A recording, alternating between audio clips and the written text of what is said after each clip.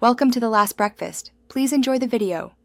You start by preparing your toolchain so TypeScript can become Luau inside Roblox. Install Node and then add Roblox DS plus Rojo. These let you write JavaScript/TypeScript and sync files into Studio.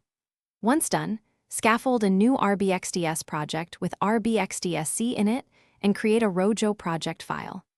Make sure Roblox Studio is closed while you configure Rojo's project path. These steps convert JavaScript-style code into Luau automatically and connect your editor to the place.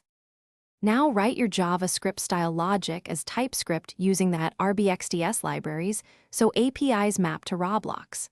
Save files under src/ and run RBXDSC to transpile to Luau. Concurrently run Rojo serve to mirror the output into an open Roblox Studio place. Once files appear in Explorer, attach scripts to instances and test behavior. If you need external logic, implement a Node backend and call it via HTTP service.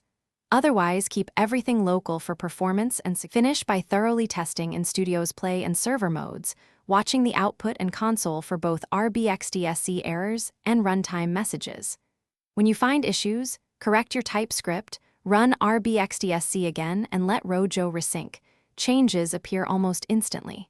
For deployment, commit your project files and build a release workflow that compiles before publishing.